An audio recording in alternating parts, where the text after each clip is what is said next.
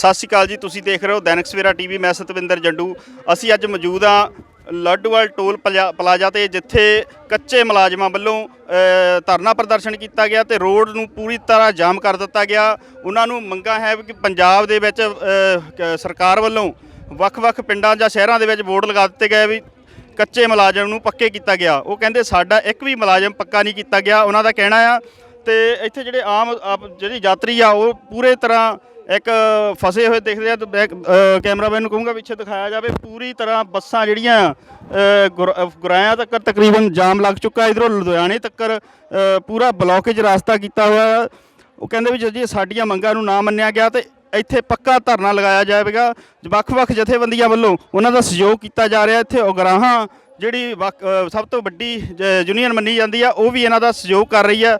ਤੇ ਇਹਨਾਂ ਦੇ ਪ੍ਰਸ਼ਾਸਨ ਨੂੰ ਇਹਨਾਂ ਦੀ ਮੰਗਾਂ ਸੁਣਨ ਦੇ ਕਹਿੰਦੇ ਅਸੀਂ ਮਜਬੂਰ ਕਰਾਂਗੇ ਇੱਥੇ ਪੱਕਾ ਧਰਨਾ ਲਾ ਕੇ। ਇਕੱਲੇ ਦੇ ਰੋਕੇ ਕਿ ਅਸੀਂ ਅੱਗੇ ਵੀ ਮਾਰੇ ਨਹੀਂ, ਅਸੀਂ ਦਿੱਲੀ ਨੂੰ ਨੱਥ ਪਾ ਲਾਂਗੇ ਕਿ ਉਹ ਦਿੱਲੀ ਜਿੱਤ ਲਈ ਆ। ਤੇ ਅੱਜ ਅਸੀਂ ਉਹਨਾਂ ਨੂੰ ਵੀ ਬੇਨਤੀ ਕਰਾਂਗੇ ਇੱਥੇ ਕਿ ਉੱਥੋਂ ਦਿੱਲੀੋਂ ਆ ਕੇ ਟਰਾਲੀਆਂ ਵੱਧ ਘਰਾਂ ਨੂੰ ਨਹੀਂ ਆਉਣੀਆਂ। ਫੁੱਲਾਂ ਦੇ ਚੰਡੀਗੜ੍ਹ ਹੀ ਲੱਗਣਗੇ ਜਿੰਨਾ ਚਿਰ ਚੰਨੀ ਮੰਨਦਾ ਨਹੀਂ ਪਾਏ। ਜਾ ਕੇ ਦਿੱਲੀ ਜਾ ਕੇ ਸੰਘਰਸ਼ ਮੋਰਚਿਆਂ 'ਚ ਬਹਿੰਦੇ ਨੇ, ਉਹਨਾਂ ਨੂੰ ਫਿਰ ਪਤਾ ਲੱਗਦਾ ਵੀ ਸਾਡੇ ਨਾਲ ਕੀ ਧੋਖੇ ਹੋ ਗਏ ਨੇ। ਚੰਨੀ ਨੇ ਹੁਣ ਵੀ ਕੋਈ ਬੈਠ गिरते हैं शाही सवार,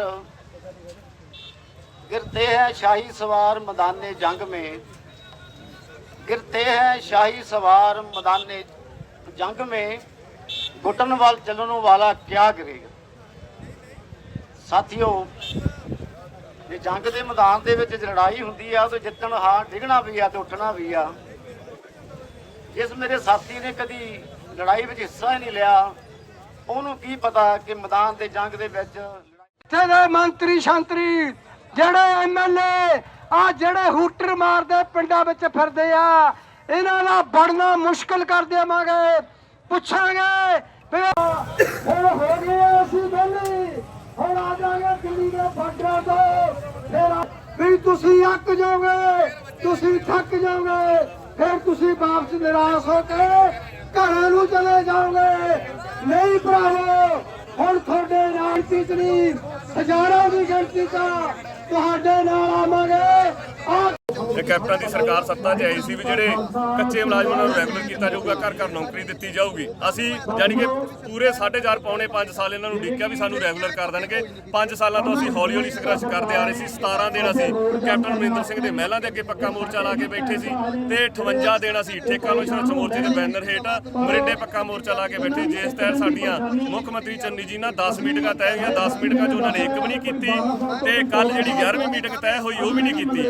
2 ਮੀਟਿੰਗਾਂ ਸਾਡੀ ਪ੍ਰਿੰਸੀਪਲ ਸੈਕਟਰੀ ਜੀ ਨਾਲ ਹੋਈਆਂ, ਇੱਕ ਸਾਡੀ ਪ੍ਰਮੁੱਖ ਸਕੱਤਰ ਨਾਲ, ਇੱਕ ਸਾਡੀ ਮੀਟਿੰਗ ਆਪਣੀ ਬਲਜਿੰਦਰ ਸਿੰਗਲਾ ਜੀ ਨੇ ਹੋਈ, ਜਿਹਦੇ ਵਿੱਚ ਉਹਨਾਂ ਨੂੰ ਅਸੀਂ ਆਪਣੀਆਂ ਮੰਗਾਂ ਦੱਸ ਕੇ ਆਏ ਸੀ। ਉਹ ਕਹਿੰਦੇ ਕਿ ਅਸੀਂ ਤੁਹਾਨੂੰ ਐਕਟ 'ਤੇ ਸ਼ਾਮਲ ਕਰ ਦਾਂਗੇ, ਪਰ ਜਿਹੜਾ 36000 ਮੁਲਾਜ਼ਮ ਰੈਗੂਲਰ ਕਰਨ ਦਾ ਐਕਟ ਲਿਆਂਦਾ ਸਰਕਾਰ ਨੇ, ਉਹਦੇ 'ਚ ਲਿਸਟਮੈਂਟ ਕੰਪਨੀਆਂ, ਸੁਸਾਇਟੀਆਂ, ਠੇਕੇਦਾਰਾਂ, ਕੇਂਦਰੀ ਸਕੀਮਾਂ ਰਾਹੀਂ ਜਿਹੜੇ ਵਰਕਰ ਰੱਖੇ ਨੇ ਸਰਕਾਰੀ ਡਿਪਾਰਟਮੈਂਟਾਂ 'ਚ ਲੰਮੇ ਸਮੇਂ ਤੋਂ ਕੰਮ ਕਰਦੇ ਨੇ, ਉਹਨਾਂ ਨੂੰ ਇਸ ਐਕਟ 'ਚੋਂ ਬਾਹਰ ਕੱਢਿਆ ਗਿਆ। ਉਸ ਤੋਂ ਕੱਢਣ ਤੋਂ ਨਾਲ ਦੇ ਨਾਲ ਜਿਹੜਾ ਯਾਨੀ ਕਿ ਕਾਰਪੋਰੇਸ਼ਨਾਂ ਜਾਂ ਸਰਕਾਰੀ ਅਦਾਰੇ ਨੇ, ਬੋਰਡ ਨੇ, ਜਿਹੜੇ ਕਾਰਪੋਰੇਸ਼ਨਾਂ ਤੇ ਬੋਰਡ, ਉਹਨਾਂ ਦੇ ਮੁਲਾਜ਼ਮ ਜਿਹੜੇ ਸਿੱਧੇ ਵੀ ਡਾਇਰੈਕਟ ਭਰਤੀ ਨੇ, ਉਹ ਵੀ ਆ 36000 ਜਿਹੜਾ ਐਕਟ ਹੈ ਉਹਦੇ 'ਚ ਰੈਗੂਲਰ ਨਹੀਂ ਹੋਣੇ। ਇਸ ਕਰਕੇ ਜਿਹੜਾ 36000 ਮੁਲਾਜ਼ਮ ਕਰਨ ਦਾ ਜਿਹੜਾ ਐਕਟ ਹੈ ਨਿਰਾ ਫੋਕਾ ਵਾ। ਅਸੀਂ ਸਰਕਾਰ ਤੋਂ ਮੰਗ ਕਰਦੇ ਹਾਂ ਵੀ ਜੇ 36000 ਮੁਲਾਜ਼ਮ ਰੈਗੂਲਰ ਕਰਤਾ, ਜਿਹੜੇ ਬੋਰਡ ਲਾਤੇ, ਤੁਸੀਂ ਇਹ ਵੀ ਬੋਰਡ ਲਾਓ ਕਿਹੜੇ ਡਿਪਾਰਟਮੈਂਟ 'ਚ ਕਿੰਨੇ ਮੁਲਾਜ਼ਮ ਰੈਗੂਲਰ। ਲੋਕਲ ਪ੍ਰਸ਼ਾਸਨ ਨਾਲ ਗੱਲ ਹੋਈ ਕੋਈ? ਲੋਕਲ ਪ੍ਰਸ਼ਾਸਨ ਨਾਲ ਗੱਲਬਾਤ ਚੱਲ ਰਹੀ ਆ। ਸਿਰਫ ਉਹ ਕਰ ਰਹੇ ਆ ਵੀ ਡੀਸੀ ਸਾਹਿਬ ਨਾਲ ਮੀਟਿੰਗ ਕਰਾਉਣੇ, ਜਾਮ ਖੋਲ ਦਿਓ। ਸਾਡਾ ਇਹ ਮਕਸਦ ਹੈ ਵੀ ਜਾਮ ਉਦੋਂ ਖੋਲ੍ਹਣਾ ਵਾ ਜਦੋਂ ਸਾਡੀਆਂ ਮੀਟਿੰਗ ਦੇ ਵਿੱਚ ਮੰਗਾਂ ਮਸਲਿਆਂ ਦਾ ਹੱਲ ਹੋ ਗਿਆ, ਕਿਉਂਕਿ ਅਸੀਂ ਲੰਮੇ ਸਮੇਂ ਤੋਂ ਪ੍ਰਸ਼ਾਸਨ ਤੇ ਇੱਥੋਂ ਦੀ ਪੰਜਾਬ ਸਰਕਾਰ ਤੇ 5 ਸਾਲ ਭਰੋਸਾ ਕੀਤਾ ਵਾ। 11 ਮੀਟਿੰਗਾਂ ਇੱਥੋਂ ਦੇ ਪ੍ਰਸ਼ਾਸਨ ਨੇ ਸਾਨੂੰ ਦਵਾਈਆਂ, 11 ਦੀਆਂ 11 ਸੀਐਮ ਨੇ ਨਹੀਂ ਕੀਤੀਆਂ, ਨਾ ਸੀਐਮ ਸਾਹਿਬ ਨੇ ਸਾਡੀਆਂ ਮੰਗਾਂ ਦਾ ਹੱਲ ਕੀਤਾ। ਹੁਣ ਤਾਂ ਸਾਡੀ ਇੱਕ ਮੰਗ ਆ ਵੀ ਮੀਟਿੰਗ ਜਿਹਦੇ ਨਾਲ ਮਰਜ਼ੀ ਕਰਾ ਲਓ, ਸਾਡੀਆਂ ਮੰਗਾਂ ਦਾ ਹੱਲ ਕਰਾ ਦਿਓ। ਲਿਸਟਮੈਂਟ ਕੰਪਨੀਆਂ, ਸੁਸਾਇਟੀਆਂ, ਕੇਂਦਰੀ ਸਕੀਮਾਂ ਰਾਹੀਂ ਰੱਖੇ ਵਰਕਰਾਂ ਨੂੰ ਵਿਭਾਗ ਵਿੱਚ ਸ਼ਾਮਲ ਕਰਾ ਦਿਓ। ਖੇਤੀ ਤੇ ਲੇਬਰ ਕਾਨੂੰਨ ਜਿਹੜੇ ਨਵੇਂ ਨੇ ਸੋਧਾਂ ਕੀਤੀਆਂ ਨੇ, ਉਹਨਾਂ ਨੂੰ ਰੱਦ ਕਰਨ ਦੀ ਗਰੰਟੀ ਦੇ ਪੰਜਾਬ ਸਰਕਾਰ।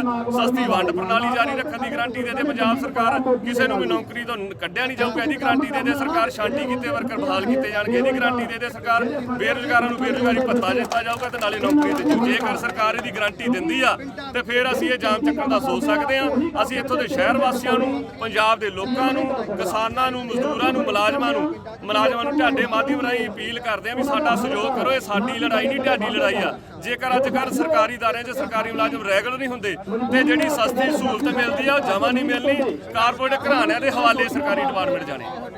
ਮੁਲਾਜ਼ਮ ਸੰਘਰਸ਼ ਮੋਰਚਾ ਪੰਜਾਬ ਸੂਬਾ ਨੂੰ ਬਲਿਹਾਰ ਸੀ। ਅਸੀਂ ਪਿਛਲੇ ਲੰਬੇ ਸਮੇਂ ਤੋਂ ਸੰਘਰਸ਼ ਕਰਦੇ ਆ ਰਹੇ ਹਾਂ ਸਰਕਾਰ ਖਿਲਾਫ। 4.5 ਸਾਲ 4.5 ਸਾਲਾਂ ਦੇ ਵਿੱਚ ਸਰਕਾਰ ਨੇ ਸਾਡੇ ਨਾਲ ਧੱਕਾ ਕੀਤਾ ਸੀ। ਇੱਕ ਸਬ ਕਮੇਟੀ ਮੈਂਬਰ ਪਹਿਲਾਂ 3 ਮੈਂਬਰੀ ਕਮੇਟੀ ਬਣਾਤੀ, ਫਿਰ 5 ਮੈਂਬਰੀ ਕਮੇਟੀ ਬਣਾ ਕੇ ਫਿਰ ਲੋਕਾਂ ਨੂੰ ਬੇਵਕੂਫ ਬਣਾਉਣ ਵਾਸਤੇ ਫਿਰ ਮੁੱਖ ਮੰਤਰੀ ਚੇਂਜ ਕਰਤਾ ਵੀ ਇਹ ਤਾਂ ਗੱਲ ਨਹੀਂ ਸੁਣਦਾ ਲੋਕਾਂ ਦੀ, ਸਿਰ ਨੂੰ ਕਰਦਾ।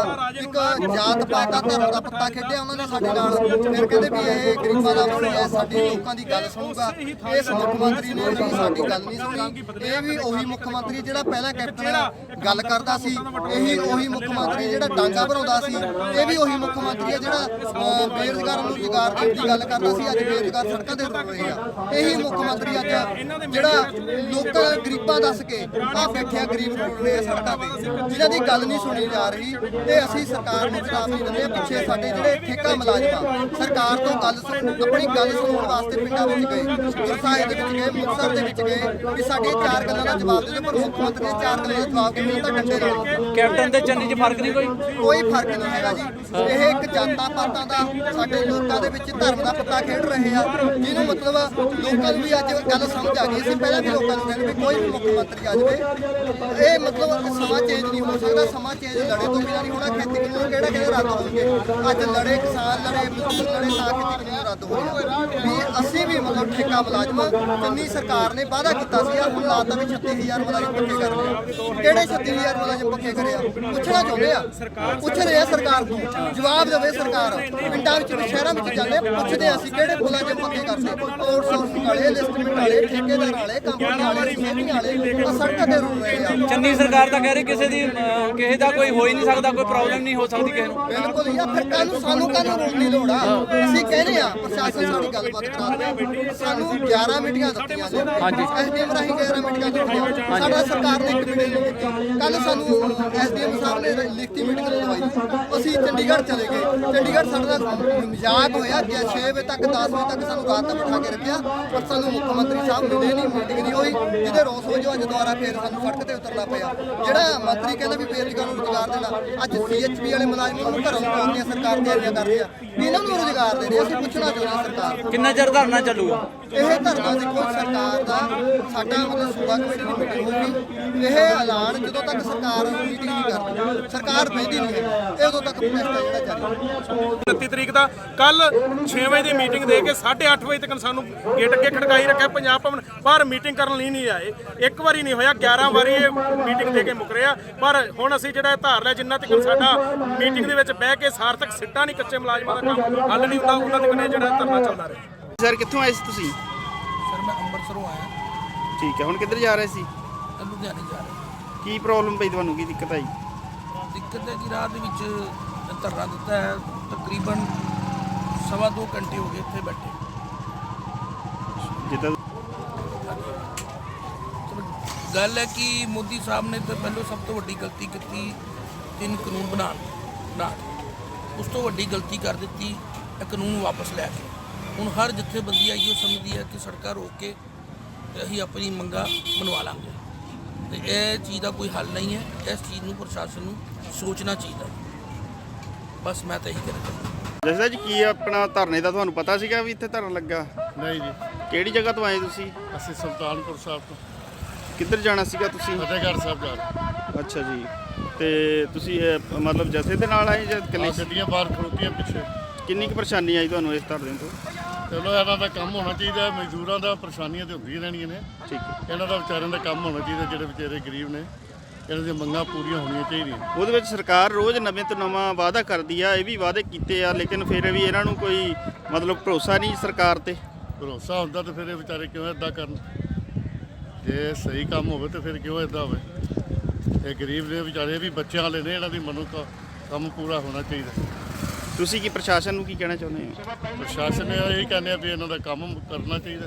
ਗਵਰਨਮੈਂਟ ਨੂੰ ਚਾਹੀਦਾ ਇਹਨਾਂ ਦਾ ਵਕੀਲ ਦੇ ਗਰੀਬਾਂ ਦਾ ਬੱਚਿਆਂ ਲਈ ਨਿੱਕੇ ਨਿੱਕੇ ਇਹਨਾਂ ਨੂੰ ਮੰਗਾਂ ਪੂਰੀਆਂ ਹੋਣੀ ਚਾਹੀਦੀਆਂ। ਮਾਤਾ ਜੀ ਕਿੱਥੋਂ ਆਏ ਮਾਤਾ ਜੀ? ਕਿੱਥੋਂ ਆਏ ਆ? ਚੰਡੀਗੜ੍ਹ ਤੇ ਆਈ ਆ ਮੈਂ, ਇੱਥੇ ਪੱਟੀ ਕਰਾਉਣ ਆਈ ਸੀ ਡਾਕਟਰ ਕੋਲ। ਤੇ ਹੁਣ ਕਿੱਥੇ ਜਾ ਰਹੇ ਤੁਸੀਂ? ਚੰਡੀਗੜ੍ਹ ਨੂੰ ਜਾਣਾ। ਕਾਹਦੇ ਤੇ ਆਏ ਸੀਗੇ ਤੁਸੀਂ? ਲੁਧਿਆਣੇ ਦੀ ਬੱਸ ਲੈਣੀ ਆ। ਅੱਛਾ ਜੀ, ਇੱਥੇ ਤੁਹਾਨੂੰ ਬੱਸ ਅੱਗੇ ਜਾਣ ਨਹੀਂ ਦਿੱਤਾ? ਨਾ ਜਾਣ ਨਹੀਂ ਦਿੱਤਾ, ਪਿੱਛੇ ਰੁਕੇ ਵੀ ਮੈਂ ਤਾਂ। ਤੁਸੀਂ ਦੱਸਿਆ ਨਹੀਂ ਮਰੀਜ਼ ਵੀ ਤੁਹਾਡੇ ਬਾਅਦ ਦੇਖੋ ਸੱਟ ਮੇਰੇ ਲੱਗੀ? ਤਾਂ ਤੁਰ ਨਹੀਂ ਹੁੰਦਾ, ਮੇਰੇ ਤੇ ਕੁਝ ਨਹੀਂ ਹੁੰਦਾ, ਮੇਰਾ ਦਰਦ ਇੰਨਾ ਹੁੰਦਾ।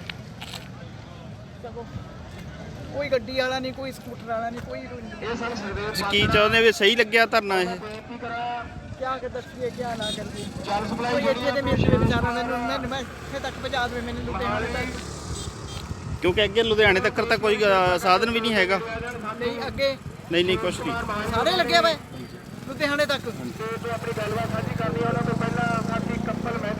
ਤੇ ਉਹ ਨਹੀਂ ਕਰਦੇ ਹੈਗੇ ਜਿਹੜੇ ਤੁਹਾਡਾ।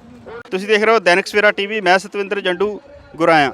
ਅਲੀਸ਼ਾ ਬੇਗਮ ਇੱਕ ਔਰਤ ਦਾ ਦੁੱਖ ਇੱਕ ਔਰਤ ਹੀ ਸਮਝ ਸਕਦੀ ਹੈ। ਰੂਹਾਨੀ ਅਤੇ ਕਾਲੀ ਸ਼ਕਤੀਆਂ ਦੀ ਮਾਲਕਨ, ਦੁਨੀਆ ਦਾ ਸਭ ਤੋਂ ਚਮਤਕਾਰੀ ਇਲਮ ਮੇਰੇ ਕੋਲ ਹੈ। ਮੇਰੇ ਕੀਤੇ ਨੂੰ ਕੋਈ ਕੱਟ ਨਹੀਂ ਸਕਦਾ। ਕਾਲਾ ਇਲਮ ਕਰਨਾ ਅਤੇ ਤੋੜਨਾ ਹਰ ਇੱਕ ਦੇ ਵੱਸ ਦੀ ਗੱਲ ਨਹੀਂ। ਪਰੇਸ਼ਾਨੀ ਜਿਵੇਂ ਲਵ ਮੈਰਿਜ, ਪਤੀ ਪਤਨੀ ਚ ਝਗੜਾ, ਸੌਤਨ ਦੁਸ਼ਮਣ ਤੋਂ ਛੁਟਕਾਰਾ, ਤਲਾਕ ਕੇਸ, ਬੁਰੇ ਸੁਪਨੇ, ਵਿਦੇਸ਼ ਯਾਤਰਾ, ਬੁਰੀ ਸੰਗਤ ਜਾਂ ਨਸ਼ਾ ਛੁਡਾਉਣਾ, ਬਿਮਾਰੀ ਚ ਦਵਾ ਨਾ ਲੱਗਣਾ। ਵਸ਼ੀਕਰਨ ਇੱਕ ਸੱਚਾਈ ਹੈ। ਵਸ਼ੀਕਰਨ ਕਰਵਾਓ, ਮਨ ਚਾਹਾ ਪਿਆਰ ਪਾਓ। ਕੀ ਤੁਹਾਡੀ ਕਿਸਮਤ ਚ ਲੋਟਰੀ ਦਾ ਯੋਗ ਹੈ ਜਾਂ ਨਹੀਂ? ਸੱਚਾਈ ਜਾਣੋ। ਲੋਟਰੀ ਨੰਬਰ ਪਾਓ, ਭਾਵੇਂ 649 ਹੋਵੇ ਜਾਂ ਲੋਟੋ ਮੈਕਸ। 11 ਘੰਟੇ ਚ ਕਰਵਾਓ ਹਰ ਪਰੇਸ਼ਾਨੀ ਦਾ ਹੱਲ ਘਰ ਬੈਠੇ। ਅਸ਼ਟਾਮ ਪੇਪਰ ਤੇ ਲਿਖ ਕੇ ਲਵੋ ਕੰਮ ਦੀ ਗਾਰੰਟੀ। ਜਾਂ ਕਹਿਣੇ ਤੋਂ ਬਾਹਰ तुरंत संपर्क करो, ਤੁਹਾਡੀ ਹਰ ਗੱਲ ਗੁਪਤ ਰੱਖੀ ਜਾਵੇਗੀ। ਅਲੀਸ਼ਾ ਬੇਗਮ। वर्ल्ड फेमस बाबा सलीम खान 21 बार गोल्ड मेडलिस्ट। सारियां थावां तो निराश ਅਤੇ ਮਾयूस होने वाले एक बार फोन जरूर करो, जिवें चाहोगे उवें होएगा। It's my promise, immediately result, open challenge. इल्मां दे माहिर A to Z समस्यावां दा फोन ते घर बैठे करवाओ हल। वशीकरण ਅਤੇ ਮੁੱਠ ਕਰਨੀ, लव मैरिज, सौतन ਅਤੇ दुश्मन तो छुटकारा, पक्का काम पक्का हल, 101% गारंटी, अष्टाम पेपर समेत। सब तो पहला काम करन दा वादा, नौकरी, प्रमोशन, कारोबार च परेशानी, घर च झगड़ा, कोर्ट केस, तलाक, प्रॉपर्टी झगड़ा, पति पत्नी च अनबन, जादू टोना, मनमोहनी वशीकरण करवाओ ਜਾਂ तुड़वाओ, रुस्से ਨੂੰ मनाउणा। ਹੁਣੇ ਕਾਲ ਕਰੋ ਬਾਬਾ ਸਲੀਮ ਖਾਨ 98 199 37467। ਮੇਰੇ ਬਾਪੂ ਤੇ ਮੇਰੀ ਮਾਂ ਨੇ ਸਾਰੀ ਉਮਰ ਆਪਣੇ ਆਪ ਨੂੰ ਭੁੱਲ ਕੇ ਮੈਨੂੰ ਮੇਰੀ ਜ਼ਿੰਦਗੀ ਵਿੱਚ ਪੌੜੀ ਚੜ੍ਹਨਾ ਸਿਖਾਇਆ। ਮੇਰੀ ਹਰ ਮੁਸ਼ਕਲ ਨੂੰ ਹਰ ਕੀਮਤ ਤੇ ਹੱਲ ਕੀਤਾ ਉਹਨਾਂ ਨੇ। ਮੈਂ ਉਹਨਾਂ ਦਾ ਦੇਣਾ ਸਾਰੀ ਜ਼ਿੰਦਗੀ ਨਹੀਂ ਭੁੱਲ ਸਕਦਾ, ਜਿਵੇਂ ਉਹ ਸ਼੍ਰੋਮਣੀ ਅਕਾਲੀ ਦਲ ਨੂੰ ਨਹੀਂ ਭੁੱਲ ਸਕਦਾ। ਸ਼੍ਰੋਮਣੀ ਅਕਾਲੀ ਦਲ ਸ਼ੁਰੂ ਤੋਂ ਹੀ ਉਹਨਾਂ ਦੀ ਤੇ ਸਾਰੇ ਪੰਜਾਬੀਆਂ ਦੀ ਮਾਂ ਪਾਰਟੀ ਰਹੀ ਹੈ। ਕਦੇ ਉਹ ਬੁਰੇ ਲੱਗਦੇ ਨੇ ਤੇ ਕਦੇ ਚੰਗੇ, ਪਰ ਮਾਂ-ਬਾਪ ਕਦੀ ਬਦਲੇ ਨਹੀਂ ਜਾਂਦੇ।